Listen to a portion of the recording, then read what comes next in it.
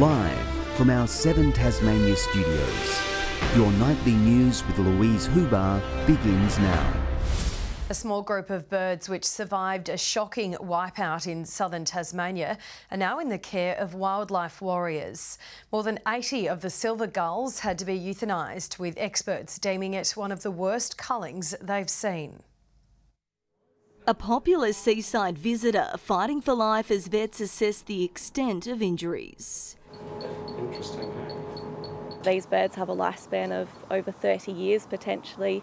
I guess this has been such a shocking incident because just the sheer number of birds that have come in. This silver gull is one of 8 that survived a vehicle ploughing through a large flock on Thursday night in the south of the state. In total, it was just short of 100 birds that were either alive or injured, but very sadly, a lot of it was just putting animals out of their misery at the end of the day. Now in the caring hands of Bonarong Wildlife Sanctuary, a long rehabilitation journey lies ahead. For 4 of them, the prognosis is really good. For the other 2, it's still worth persisting at the moment. Experts believe the protected species were escaping abnormal tides on the beach.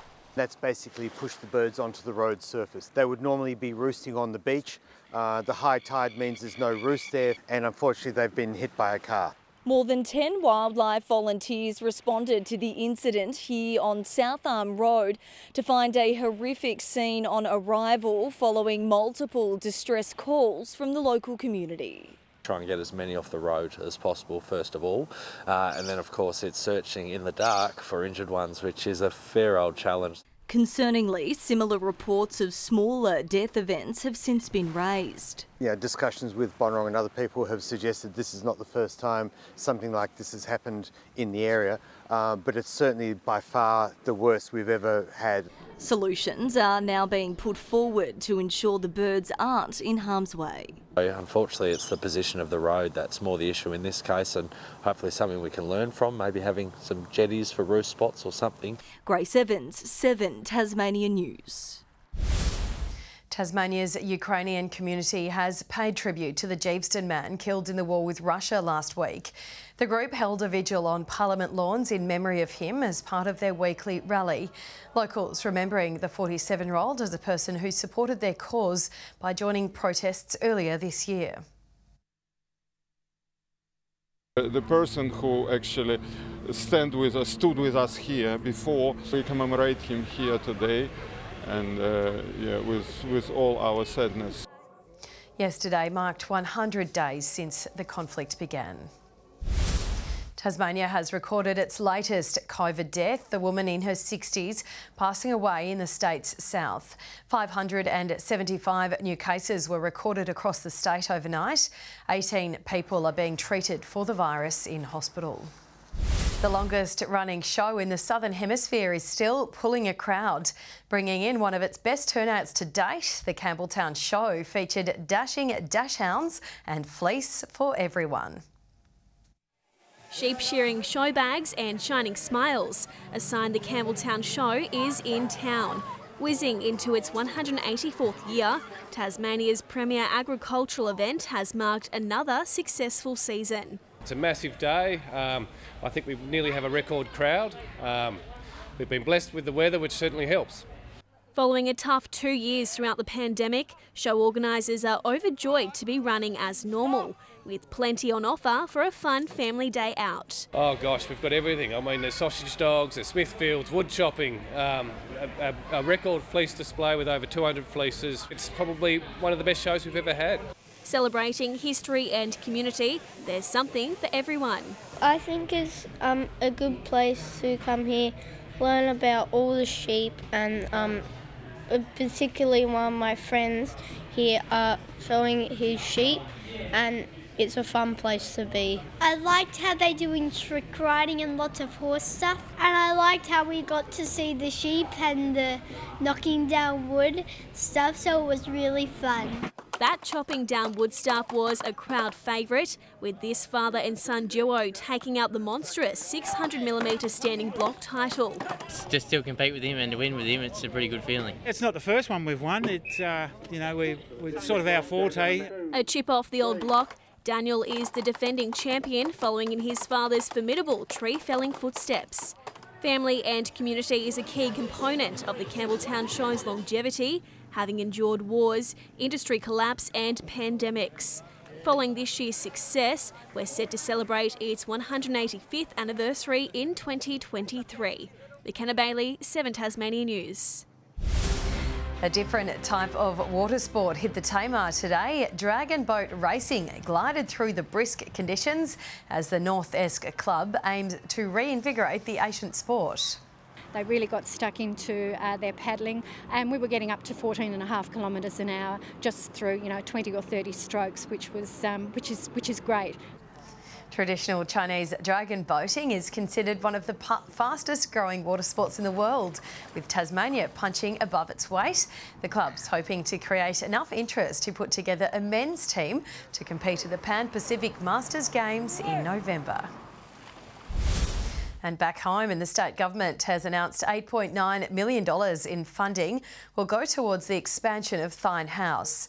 The Launceston-based Youth to Independence facility will grow from 30 to 50 residential units, offering housing to struggling youth aged between 16 and 24 years old. And it's not just about providing accommodation. This is about providing education, skills, training and support. The redevelopment of the century-old building will include 20 additional studios each, featuring a bathroom, wardrobe and kitchenette. Young people who are at risk or are experiencing homelessness in the state's north will be able to access the new housing by December. The Hobart Chargers women's side remain winless in the NBL 1 after going down to Casey 73 points to 55 at home last night. In the men's, Jack Jumpers star Sam McDaniel made his first appearance for the Chargers, scoring 13 points in their thrilling win over Casey. Hobart was in control at half-time before the Cavaliers fought back to lead late in the final quarter. However, AJ Harris stepped up to steal the match for the home side. 5, 4, 3, Harris for the win! Yes! Harris scores goal! Harris with 1.7 to go! The Chargers winning 82 to 79. Meanwhile, in the NPL, Devonport has recorded a crucial 2-1 win over Glenorchy. Glenorchy took the lead in the first half, scoring a penalty just before the break, but the Strikers scored 2 goals in a minute to steal the points. The match a fiery affair at times, with both sides coming to blows on multiple occasions. Devonport will now focus on next week's Lacasseljak Cup final. And in the Tasmanian Netball League, Devon has come from behind to defeat Corunna 54 to 47. Corunna led at the first 3 changes and looked set to score its first win of the season. But Devon stormed home, scoring 18 goals to 9 in the final quarter. Both sides play again tomorrow, with Devon taking on Kingston, while Corunna faces Cavaliers. Tasmania's Emily Maney has claimed bronze in the women's platform at the Australian Diving Championships in Melbourne. She finished less than 3 points behind the winner. The event helps decide our Commonwealth Games and World Championship squads. The Kookaburras have romped to another 4-1 win in the Trans-Tasman Hockey Series. Tasmanians Eddie Ockenden and Josh Belts enjoying their 3rd straight victory over the Black Sticks. 1 game remains in the series. 14 in Launceston today, Hobart, Burnie and Devonport reaching 13. 16 was the state's top in Eddystone, 13 across Wynyard and Lowhead and 12 in Strahan. On the close-up shows, cloud increasing during the day. Further out, a band of high-level cloud extends through central parts of WA and into South Australia. Tomorrow shows a low approaching Tasmania from the west, while a ridge of high pressure sits over WA. North to northwesterly winds tomorrow, 25 to 35 knots, swells up to 4 metres in the west and south and up to 1 metre in the north.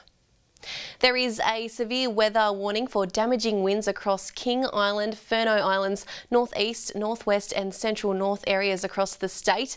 A gale warning for the west coast, central North Bank Strait, Franklin Sound, Flinders Island and the east coast. And a strong wind warning for the far northwest coast, central north, Flinders Island and the southeast coast. Tomorrow's forecast now, a morning shower or two about Hobart and Richmond, 12 in Ouse. In the north, showers and wind easing in Launceston, 13 in Devonport, showers at Deloraine. Showers and wind across Burnie and Curry tomorrow, Strawn 12. Showers in St Helens, Swansea 13 and windy with showers in Whitemark. Looking ahead to the 3-day forecast, Monday showers about the west, south and far north in the morning. Tuesday showers and a small amount of hail about the west, south and central areas, fine elsewhere. And Wednesday showers across the west, south and central areas with a small chance of hail during the morning. Capital cities partly cloudy and 18 in Perth tomorrow. Adelaide 13 and partly cloudy in Cairns. And currently Hobart and Launceston 8 and mostly cloudy, Devonport 9 and mostly cloudy. That's all in weather tonight, Lou. All right, thanks for that, Jackie. And that's all your news for this Saturday evening. Thanks so much for joining us. Have a lovely and safe night. Good night.